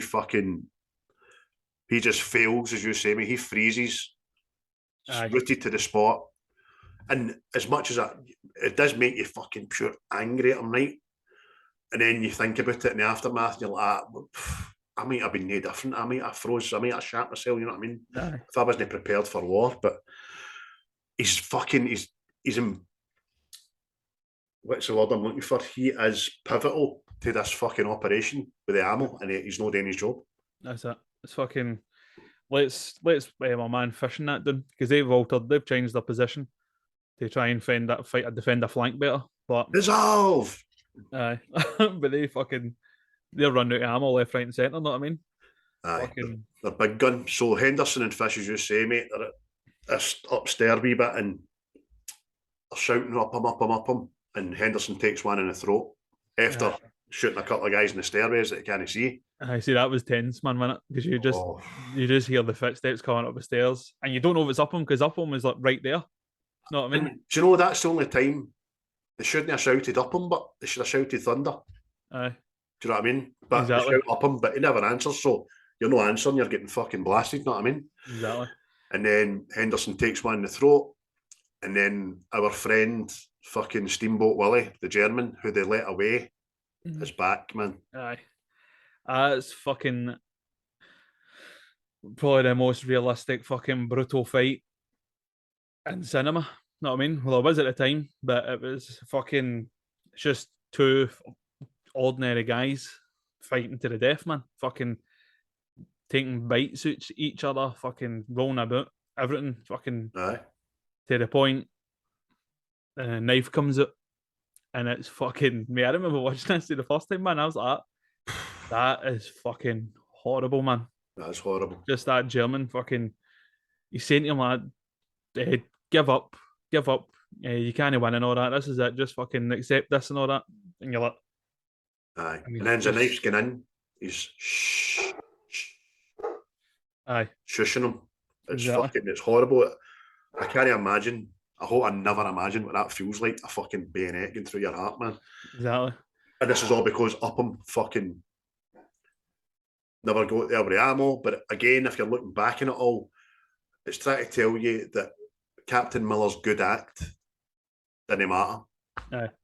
Didn't matter at all. It came back. That's it. No good acts in war. No, always comes back to haunt you, man. It's kill or be killed. But it's like when he's stabbing Fish with that fucking knife, you can hear the fucking crunching and all that. It's Aye. fucking brutal as fuck. And the way that actor just dies as well. He does brilliant there, mate. Again, as I said, I was listening to this through my buds, and I was hearing shit I'd never heard before. Even in other scenes that we've talked about, see the licks of the flames in the background and all that. It's Aye. whoa. Aye. And the rain and that scene, his gargle, the chest cage going in and all that. Oh, it's fucking horrible. Aye. So Steamboat Willie's done his damage, man. He's going down the stairs again, and he comes across fucking Upham, doesn't he? Aye. And he's fucking greeting on the stairs. Like, you're fucking. Like you said, I still can't stand it, cunt, fuck him. I know. Fuck You know you. what I mean? No, I mean, see if you went up the stairs and just fucking popped that cunt, he'd still be there. You never know. Know what I mean, Oh. but Wish E.T. killed you, you bastard. but then it cuts to old Mike in it, and he's hiding in the corner with this rocket launcher, waiting for this tank to pass, and just fucking boom, he's doing a John Wick. Sweet. Brilliant, man. It's like, I know, he bumps into him and a Nazi in it, the two of them bump into each other, and fucking the guns jam or they run out of bullets, and fucking launch their helmets at each other, and it's just, you fucking prick. Nazi flings his helmet, Mike flings his, you bastard. Then the two of them try to draw their guns, and they both get shots off. Mike kills him, but the German shoots him in the ass, and you just see his face, you fucking bastard. Look, it's a pure inconvenience. Aye. It's just fucking, it's all going wrong, isn't it, really? As they're under siege, there's a bit where Captain Miller and Ryan is behind a ditch, and before you know it, they're fucking near enough under a tank, man. Aye. Snuck up in them. They're launching the fucking, what do you call them? Mortars, innit? They're just horn launching them. Aye, because they've not got a launcher, that's right. And that's quite good. Bing! Launch. Aye. So they start shouting Alamo, Alamo, which means get back to the bridge. That's it. Time to ditch. See, you know what? Upham, right? He's hiding. And no German sees him. Aye. That's the only unbelievable bit in this whole film, I think. He's just kind of, he's not even in a ditch, it's just like a wee alcove, and Germans are running by, just no noticing him. Like, fuck, man. Aye. But Mike he limps up, doesn't he, and grabs him and is like, up him, you fucking idiot. And while he's doing that, he starts fucking taking shots, man. Aye. Do you know what I mean? And you see them in it, you see Miller and Ryan, they're fucking running and they're getting shot at the whole time, ducking, fucking dodging bullets left and right. Obviously, Mike's got up him. They're running back to the rally point, and it's just fucking they're in full retreat to this bridge, isn't they? Aye. Ribisi takes Mike out of the bridge and sits him down, and Miller's like to him, Mike, you okay? Yeah, just got the wind knocked out of me. Aye. It's fucking last thing he says, man. Aye. Getting shot through the chest. But Miller's he's wiring up the bridge to blow it into. Trying to. And then the big fucking tank shoots the fallback point in it and fucking knocks him out. Aye. And then we're back to that deafening, can't hear anything. Aye. Just explosion thing. Do you know what I mean? He's starting again. It's his moment of solace where he starts looking about, sees Mike's dead, sees other people killing it, and you see your meme bit, mate. Aye, fucking Private Ryan, back fucking and forth. Aye, fetal position, fucking greeting like a wee. You know what I mean? Where did all that fucking? Oh, I'm staying with my brother's fucking part I'll go to. Where'd all that red, white, and blue blood go to, you little shit? But that's when Miller, he's lying beside Mike, and he sees Mike's fucking looking at something. Well, his dead body is anyway. And he goes, I need to go and get a detonator. So he's... Detonators. Aye, detonators. But in his low, he just gets up and walks towards it. And then that's where fucking Steamboat Willie wanker. Aye. Just takes aim and shoots him. So... But fucking, you're like, oh, that's it, fucked. Then the next thing you see this big tank rolling towards Captain Miller, isn't it? Aye, and he just takes out his pistol. Aye. It's just shooting a tank, which is just a waste of fucking bullets, obviously. But his last bullet, his last shot, he shoots, and the tank fucking explodes, man. Dude, I've seen this. I was like, that could be a design fault in that. Designed that? Was it General Urso for Rogue One there? But as you see it in it, it's the airplanes, air heat. Aye. And they just start dropping bombs. Finally show up, man. Start dropping bombs and stuff. Upham decides to jump up like fucking Zebedee, put his gun on all the Germans, and say fucking drop your weapons and all that. And Steamboat Willie's like, it's cool. It's Upham. It's a shite bag. Upham. It's like fucking... And that's when Upham becomes a fucking soldier of war and just shoots him. Aye. Exactly. But then lets the other ones go. Aye. That's what I mean. Upham is the only one that does the one thing that nobody was supposed to do. Aye, Know what I mean? He shot like a soldier that surrendered. true. You're like But it's kind of karma, circle of fucking karma, if you know what I mean. that. You're going to say the circle of life. I know, I nearly did, mate. Simba. The Germans eat the grass. We eat the Germans. Circle of life. Miller let the German go, and the German fucking killed Fish. Then Fish fucking let Upham go, and Upham killed him. So, again, it doesn't matter which side you're on. Don't let any cunt fucking go, man. Kill everybody. And it's just fucking Miller's there. He's lying. Fucking obviously he's on the road out. No, the road at that point. It's the airborne, sir. The airborne. Angels on our shoulders. Aye, that old fucking red, white, and blue part are coming back out. Aye. But fucking the other guy runs away to go and get a medic for the captain, and Captain Miller's saying something to Ryan, isn't he? And you didn't know that he said something for how long? For 24 years, mate. I thought Miller says to him, Ryan, and then just mouths nothing that you can't hear. You're meant to think what you think. And then I listened to it last night with my earbuds in for the first time ever. I heard what he fucking says to him. Aye. I'm like, that makes so much more sense, man. Mate, that absolutely fucking blew my mind last night. I was like, and again, I told you about the pictures to see this. Fucking, first time. At first when I heard that, I thought he says Ernest. And I was like, who the fuck's Ernest? This goes to camp. But that's his last thing, and he says to him, earn it. And obviously pops his clogs. Aye. And that's the thing with Riven. He then takes Capozzo's letter. Aye. This fucking bad luck. Travelled fucking repenned letter. Aye. Do you know what I mean? But again, that's a sign of brotherhood. You know what I mean? It's fucking foremost in their mind, which is tragic, but something noble about it as well. So it's just kind of fading into Ryan's eyes, and you hear the general again for the War Office, and he's reciting the letter to Ryan's mum, but it's not a letter, it's a half letter of condolence, but positive as your boy's coming home. Uh-huh. And then recites a bit of Lincoln again at the end of it, because God bless America, Abraham Lincoln.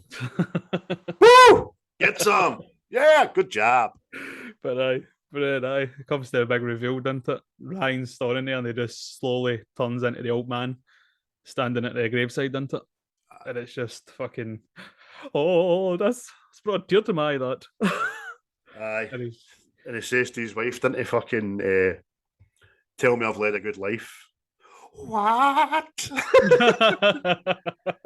me I'm a good man. You are a good man. With a big smashing booby. This says you're a good man. Look at all the wins. You fucking podgered me to death for the last 50 years, mate. Podgered me to death. Fucking wins everywhere. Some man.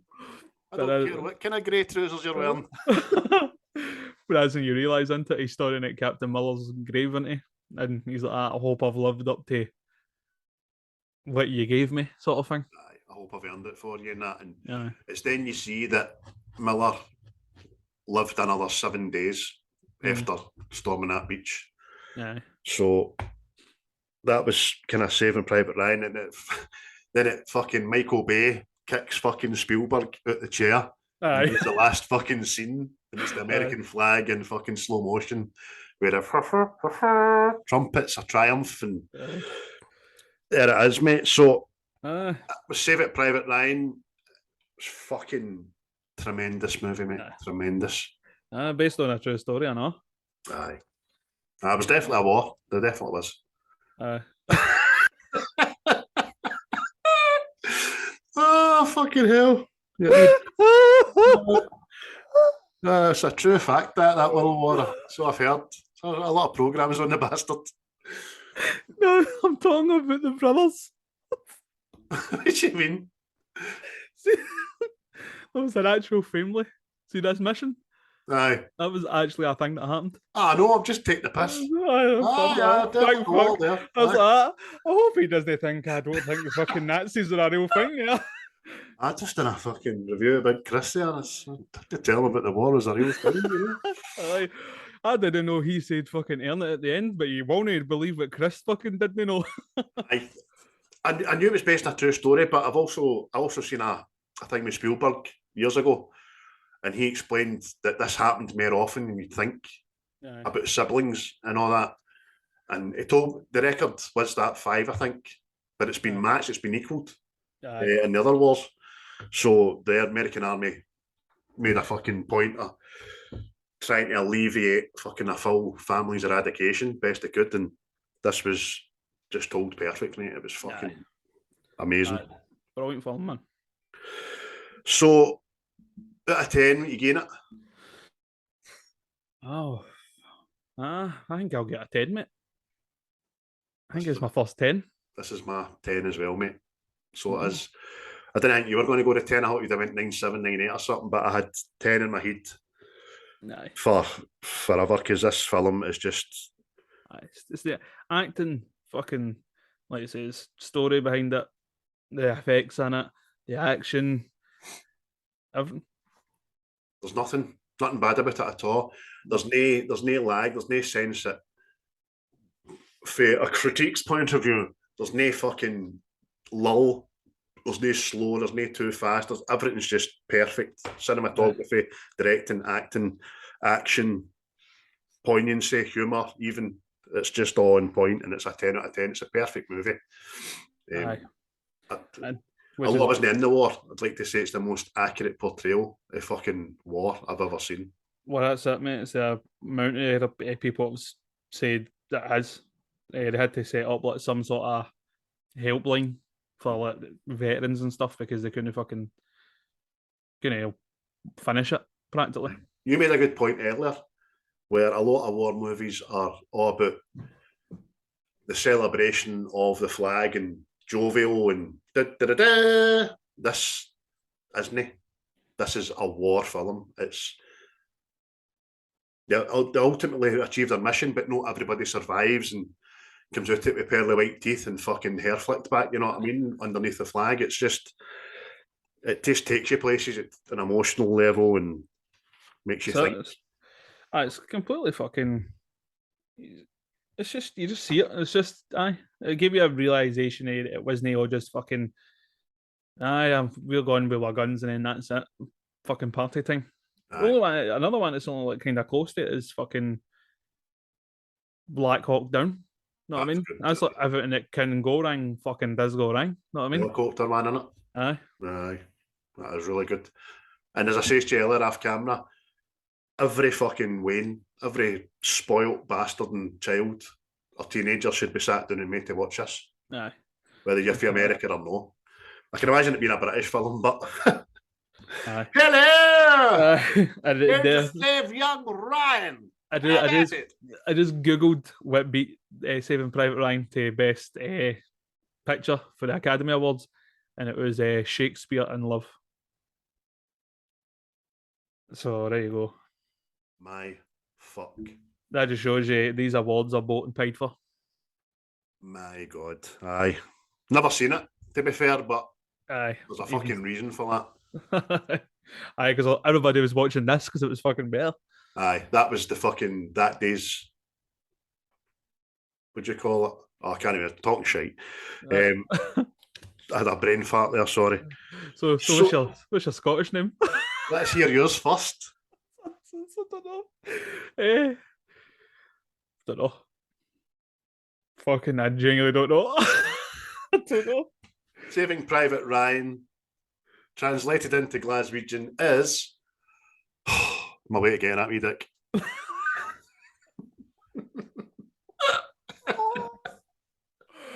I'm away to get that wee dick. Jada. I'm going to bail out this wee knob. I don't know. Cool. You'll need to tweet it after, mate. So listen, guys, for series 1, everybody, thanks for listening, thanks for watching, thanks for subscribing, sharing, liking, all that shit. I hope we brought you some laughs. Hope we brought you some ideas to watch films as well. We are by no means finished though. This is only the end of series 1. Series 2 will be with you like a smack in the fucking kisser sooner rather than later, probably next week again, unless we decide to have a wee week off. But we kind of had a wee week off there because Chris wasn't well and was I was fighting fucking deadly demons. lying on the couch like that wee fucking alien inside the heat in Men in Black. Know what I'm talking about? Aye. The big eyes. Aye. The galaxy is on Orion's belt. Oh, fucking brilliant. Aye, that was very close. I know. So did you enjoy it, mate? Series 1? Aye, it was a good laugh, mate. I think we're doing good, mate. I think we're having a good time. And I'm looking forward to seeing what we're going to open Series 2 with, because it's going to have to be another belter. Aye. We'll have to look at the lists. Definitely. Well, if that's you, everybody, cheers for listening again. I left that ending to you there, that you look uncomfortable. Aye, so, And right. Beware the typewriters. Aye, listen. Click, clack, click, clack, run like fuck. And in the words of Alec Guinness, use the force. See you later, man. And action!